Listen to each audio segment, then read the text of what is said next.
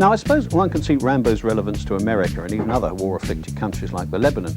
What's harder to figure out is why such brutal and mindless claptrap seems to be equally popular here. In its first 2 weeks, it grossed nearly £3.5 million, which is even better than E.T. did. Why then have British audiences been flocking to see it? I've heard it's extremely violent, and being a social worker, I like something really escapist to come and see. Personally, I quite like Sylvester Stallone because I think it's such a bad actor that I always find his films entertaining. Like, I've seen First Blood, and I think it was brilliant, you know. And I've seen Rocky 1, 2 and 3. I think Sylvester Stallone's a brilliant actor. Well, I thought it was the Americans doing what they usually do with their films, and that is when they've got a winner, they try it for another time, and then another time, and then another time. The second one wasn't as good as the first one, I'm afraid, but they were both great entertainment, and I look forward to the third one. You know, despite what we've just seen, I think that the people who wanted to ban Rambo because of its violence are people who don't go to the pictures very often. Certainly Rambo is violent, but that's the way movies are these days. And besides, among the many reasons to deplore the film, violence comes pretty low. I mean, the fact that it's arrant nonsense shouldn't be overlooked for a start, and it's dangerous nonsense too. Silence! I will not tolerate your insolence! Hello everybody, welcome back to the Flix Files. My name's Roger. So here we are, we're now halfway through my series of videos about the 1980s. So for those of you that are just joining us, for every year of the 1980s I'm doing a video where I pick films from my collection that were made in that year. And hopefully I'm giving a good representation of how each year of the 1980s was just brilliant for movies. And I have a lot of 80s films in my collection. And so now we're on 1985. So I've picked out eight or so films from 1985 that I'm going to quickly talk about. But before I do that, I just want to have two honourable mentions. And I'm just going to quickly mention these two because I've already done deep dive videos about both of them. And the first one is Joe Dante's Explorers, which is a lovely little science fiction movie that he made after Gremlins. And Gremlins we covered in the previous video about 1984. But I've always loved Explorers, and I've, as I said, done a deep dive video about that film where I talk about it in a bit more depth. So as always, I'll just put a link up if you want to watch that video. Maybe watch this video first, then go and watch these other two that I'm going to highlight. So yeah, check that out if you've not seen that film. And then the other one is a film called Death Wish 3.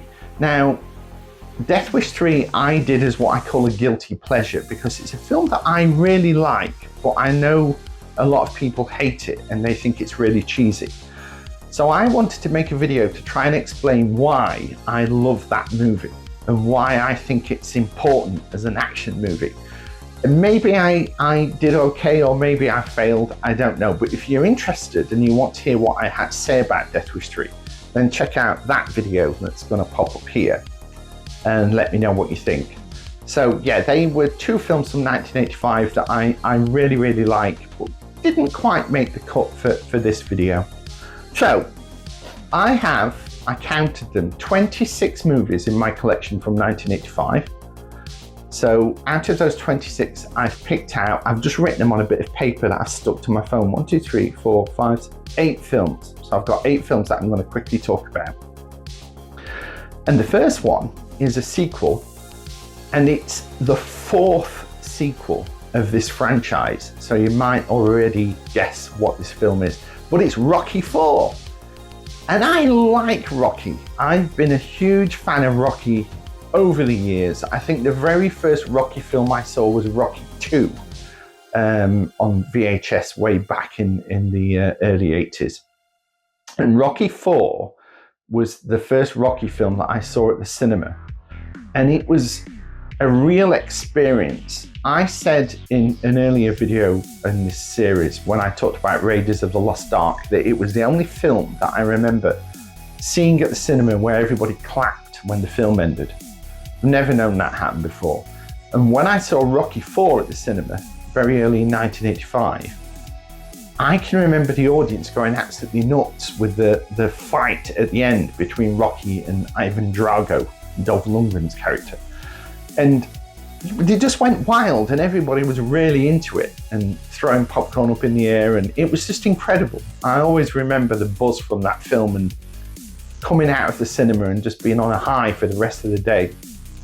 And it is a terrific action movie, and that final fight between Sylvester Stallone and Dolph Lundgren was just brilliant, and it still is. It's still a great film.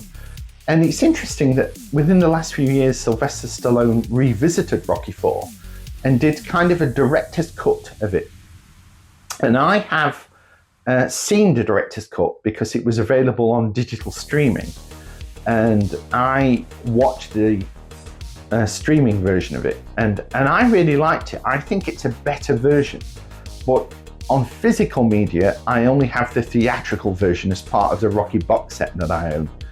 But if you can find it, I know that the Rocky films have been released on 4K, but I don't know if the director's cut version of Rocky IV is in that 4K box set.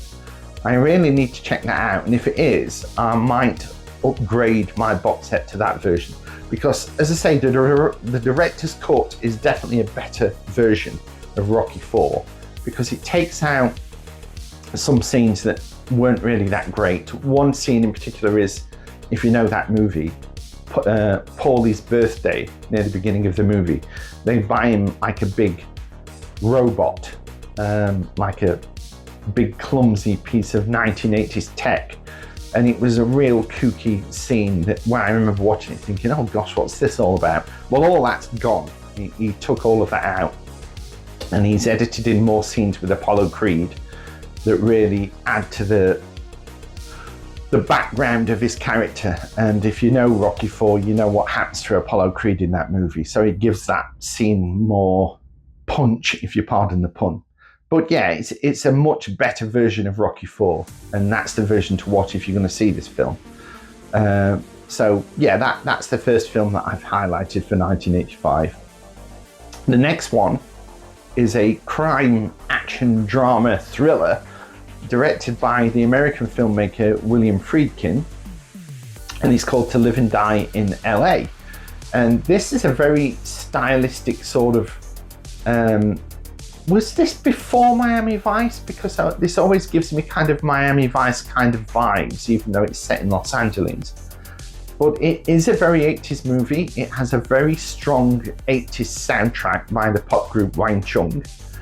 But it's a really, really good piece of cop action, crime drama, whatever you want to call it. And it has Willem Dafoe as the bad guy in this movie, one of his earlier roles, so he looks quite young in it. But what a cracking film. I can't talk about it too much because it is a movie that you're best knowing nothing going into it, and you will enjoy it a lot more because there's certain things that happen in this film that will take you by surprise. So the less you know about it, the better. Suffice to say that it's a really good movie that's aged pretty good, actually. There are some parts of it that are very, very 80s. But in terms of its pacing and the way it's made, it's still a very modern movie. And it has a really good car chase in it as well, about halfway through, that it's quite famous for. But yeah, it's a great film. I have the Arrow release of it, which, as always with Arrow, it's a terrific release. It has a wealth of extras on there. But it's a movie that I would recommend from 1985 if you've not seen it. The next one is by the wonderful comedy writer-director John Hughes. I've got pretty much all of John Hughes' movies apart from 16 Candles and Pretty in Pink. They're the only two of his that I don't own. But all of his other films that he directed I have on physical media. And The Breakfast Club was the first movie of his that I ever saw. And it's just about a small group of students that are all on detention, and they all have to go into the high school on a Saturday morning. And yeah, they're on detention for various reasons that we learn as the movie plays out. And it's just, John Hughes just had a knack of knowing the mindset of teenagers and being able to write how teenagers interact with one another. He was really good at doing that. And he based pretty much all of his directorial career on that concept. He was very good at making movies for teenagers. And certainly, as we do the rest of this series, his name is going to come up a few more times with some other movies. But as I say, The Breakfast Club was the first of his films that I ever saw, so this is the one that put him on my radar, should we say. And it's just a really good, fun movie that has some nice elements to it, where it's kind of plays out just in one day, where they're in this high school during their detention. And they all are from various backgrounds, but by the end of the movie, they start to understand one another more. And yeah, it's just really, really nice. And it has a really good 80s soundtrack. I think that the song most famous with this film is Don't You Forget About Me by Simple Minds. And yeah, I really, really like it. And if you're a fan of 80s films and you've not seen this film or any of these, then you need to find it. You need to watch it really quickly because you'll love it. So my next choice is one of my top 10 favorite movies of all time. Interestingly, in 1985, there were two films that were released that both made my top 10 of all time. And the first one of those is this movie, and it's Terry Gilliam's Brazil. This was the movie he made after Time Bandits, and I've already done a video talking about Time Bandits and how that is just such a fantastic fantasy movie. And then for his next movie, he did a kind of dystopian, futuristic, I don't know what you would call it. It's kind of a comedy drama. That's the beauty of Brazil. It's a very difficult movie to pigeonhole. But the thing I like about it the most is the world building that Terry Gilliam did for this movie, because it's sort of a retro futuristic movie set in dystopian England. And it stars Jonathan Pryce as kind of a bookish office worker who works for this company called the Ministry of Information. And the whole film is just where he catches sight of a woman that he falls in love with. And the movie is just where he's trying to track down this woman to tell her that he loves her, that he just wants to be with her. And these other things that are happening around that to give it a bit more flavour. But it's just such a fantastic movie, and it's so hard to summarise it in just a few sentences. And I'm really thinking that this will be a film that I'm going to do a deep dive on very soon, because I recently rewatched it and everything that I love about it just came back to me, and I just thought, oh, this is such a great film. It has a terrific cast. This is the likes of Bob Hoskins and Robert De Niro make cameos, and they both elevate the picture in the scenes that they're in as well. They play very, very funny characters. But as I say, it's the world building that Gilliam does in this film, and the use of locations. It's just absolutely fantastic, and it's a very hard movie to pigeonhole, but I think that's one of the reasons that I love it so much, and it's one of my top 10 favourite films of all time. But I am going to try and do a longer video about this film and talk about its virtues for those of you that haven't seen it. Suffice to say that Time Bandits and Brazil are the two Terry Gilliam films that you must see if you haven't seen them, because they are just absolutely superb. So yeah, definitely watch it. The next film is Sylvester Stallone again, and this is an action movie that's very iconic. It's a sequel to a film that I've already talked about in this series of videos, and this is Rambo First Blood Part 2. And although he plays the same character, this is a very different movie to the first film, and it's more of an out-and-out action movie compared to the first film. And this was a movie that Sylvester Stallone co-wrote with then an up-and-coming filmmaker called James Cameron. And it's the thing I like about Rambo First Blood Part 2, it's a very straightforward, no fuss, just out-and-out action film, much like what I said about Death Wish 3. You get exactly what it says on the tin. And I can remember the video cover for this film, which is the famous picture of Sylvester Stallone with his shirt off holding like a rocket launcher. And in our local video shop when this first came out, there was like 6 copies of it on the shelf. Whenever a big film was released on video, our video shop was a bugger that you couldn't rent the film for like the first 3 or 4 weeks because the copies were always out. But with this movie, the guy in the video shop thought you were onto a winner here, so we bought like 6 copies. And I just have this vision of having all these copies on this video shelf, all of Sylvester Stallone holding this rocket launcher. But it's a really good, fun, straightforward action movie where he goes back to rescue some prisoners of war from the Vietnam War. And it's just a question of getting in there, rescuing them, getting them out. And it's a very fast movie. I think it's only about 90 minutes and it's aged really well. It's still got some really well-staged action sequences in it. And I have it on 4K, so it really benefits from the high definition range of the colors. And yeah, I really like it. It's kind of a guilty pleasure, should we say, because real die-hard Rambo fans will quite rightly say that the first movie is the best one. But I think Rambo 2 was a very good sequel because it tried to do something different. And it was more of an out-and-out action film. And I like action movies, shoot me. Right, so the next one. How can I pick out movies from 1985 without talking about The Goonies? Oh gosh, I often thought, was I too old for The Goonies? Was I of the wrong age for this film to be aimed at me in the 80s? But when this film came out, I was about 14, turning into 15. So no, I don't think I was too old. I think I was still in that right age range. So I've been a Goonies fan all my life. It's a lovely piece of Spielberg-esque fantasy movie. He was a producer on this film, and it was directed by Richard Donner. And I think up to this point, the most famous movie that Richard Donner directed was the original Superman movie. And certainly the movie he directed after The Goonies is going to be a winner. So we'll talk about that in a future video in this series.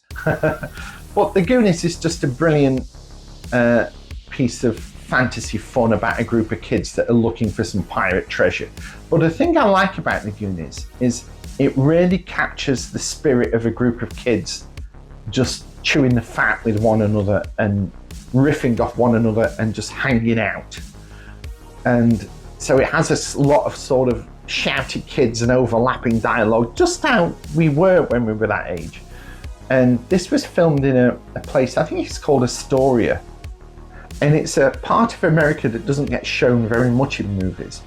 So it has this like lovely kind of coastal quality to it, which really ties in with the pirate-esque adventure that they go on. But it's just a lovely movie, and there's been talk for many years now that they're going to do a sequel to The Goonies, and I really don't know if that's going to be a good thing. There's very few sequels to movies that came out many years after the original that have been good. I think off the top of my head, I can only think of like Blade Runner 2049, I think is the only one that comes to mind. So in a way, I hope that they don't do a sequel or a reboot. God, please don't do a reboot. But we'll see. If they do, I'll probably check it out just to see what a mess they made of it. But The Goonies is just a perfect film in its own right, and they should just leave it be. And I have the 4K of it. It's a really lovely quality 4K. I'm really glad that I upgraded it. So it shows what a fan of the movie of it I am, because I had it on Blu-ray, but when the 4K came out, it was like a day one buy for me. I just had to get it.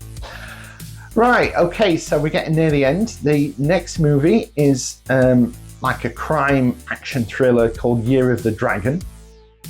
This was directed by a filmmaker called Michael Cimino, I think is how you say his name. And Michael Cimino, he was most famous for directing the film The Deer Hunter with Robert De Niro, which I have in my collection, by the way. Fantastic movie. very famous for the Russian roulette sequence, that film is, that was really difficult to watch when I saw that for the first time. And then he did a kind of overblown, overlong Western called Heaven's Gate that was quite famously one of the biggest flops of all time. So he kind of lost his powers as a director, and he ended up taking Year of the Dragon as kind of a director for hire. This was written by Oliver Stone, and it stars Mickey Rourke. Now, Mickey Rourke, bless him, I've always liked Mickey Rourke, and I know he gets a lot of bad press now compared to how he used to be, but I always thought he was one of the best actors to come out of the 1980s. And if you need proof of that, then watch Year of the Dragon, because he carries this whole movie. And he plays a cop in this movie that works in Chinatown, and he's dealing with the triad gangs. And it's just a really, really good, as I say, action thriller. And it has a really nice style to it. And I've always loved Year of the Dragon. And I was really, really chuffed when I was able to get a physical release of it, because at the time that I bought it, I think I'm still right in saying this, that it's not a film you can easily buy in this country. So I had to import this from overseas. But luckily it was sort of a region-free disc. But I've always loved Year of the Dragon, and I had to include it on this list because, again, I want to put it out there for people that haven't seen it, to say, if you haven't seen Year of the Dragon, then please give it a go, and I'm sure you'll be very impressed with it when you watch it. Right, my final choice of 1985. Can you guess what I'm going to say? I have kind of left the biggest till the last. This was the biggest grossing film of 1985. And it's the other film that's in my top 10 favourites of all time from the year 1985. Along with Brazil. And it is, of course, Back to the Future. An absolutely superb piece of sort of sci-fi action comedy. It straddles many genres.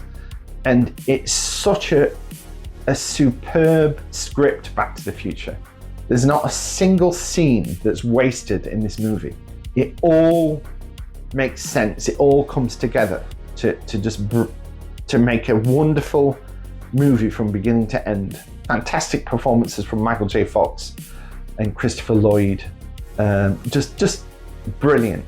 And I've always said, when I talk about Back to the Future, that I never have everybody that I've spoken to about Back to the Future, they love it as well. But I've always said that if ever I was to meet someone that doesn't like Back to the Future, then I would find it hard to believe that they like any movie. Because how can you not like Back to the Future? Because it's perfect. And at the end of that movie, with the famous scene where Doc Brown's driving the DeLorean and he says, "Roads, where we're going, we don't need roads," and then it floats up in the air and the movie ends.